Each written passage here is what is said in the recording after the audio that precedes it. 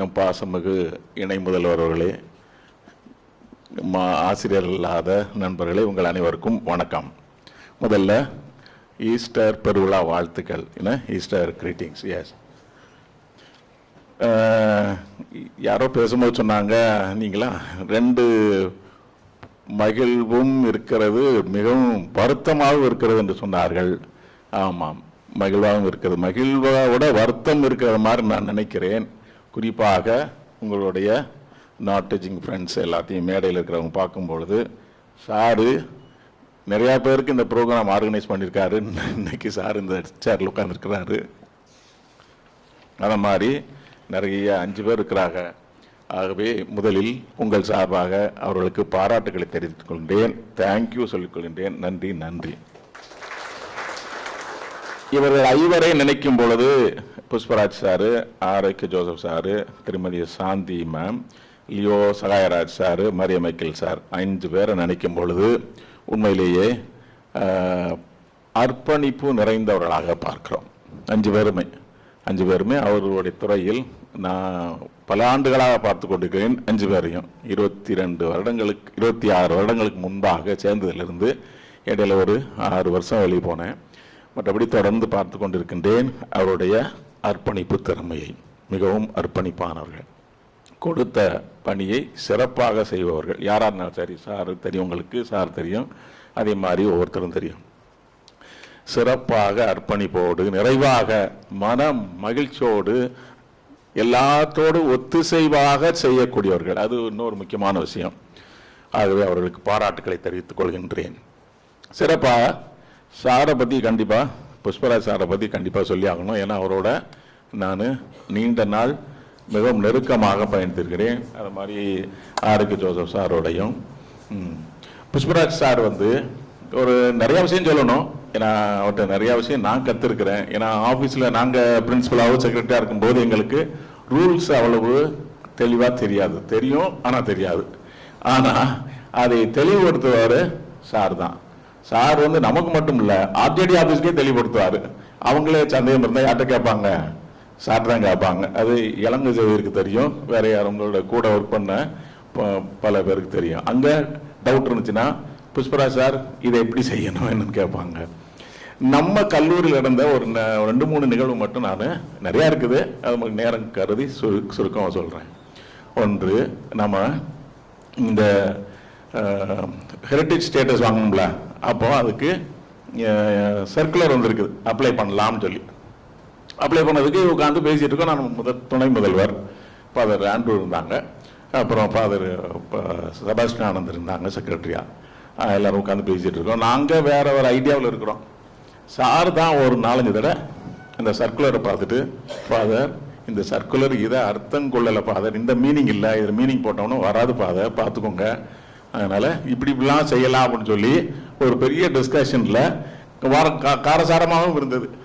ஆனால் அவர் சொன்ன இன்டர்பிரிட்டேஷன் படி போனதால் தான் நாம் சரியாக புரிந்து கொண்ட. எந்த ரூலையும் சாரு 2 தடவை 3 தடவை வாசிட்டு ஃபாதர் இதுதான் ஃபாதர்னு சொல்லி கரெக்டாக சொல்லுவார்.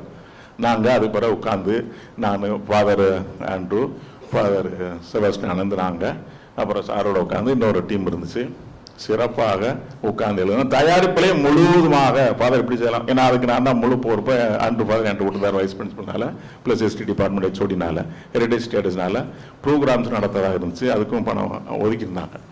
அந்த மாதிரி நாங்கள் நீண்ட நேரங்கள் விவாதம் செய்து சார் நல்லா ஷார்ப்பன் பண்ணிட்டே இருந்தார்.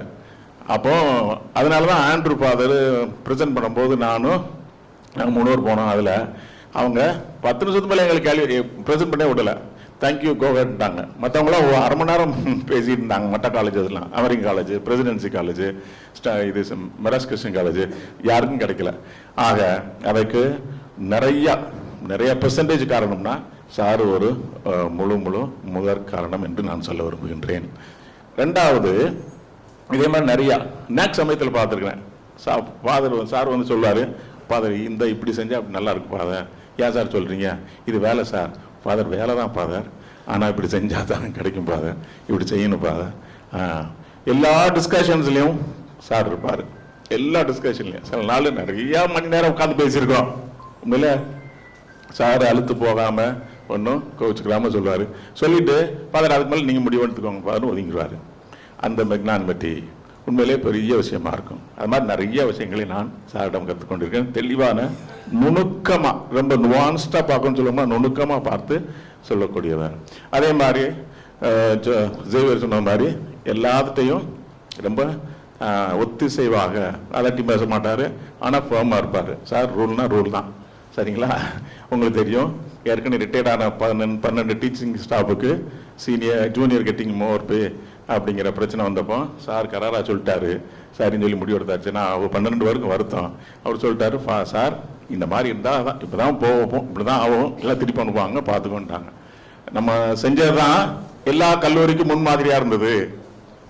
அப்புறம் திருப்பி கவர்மெண்ட் ஆர்டர் போட்டு அந்த பணத்தை எல்லாத்தையும் வாங்கி கொடுத்துட்டாங்க.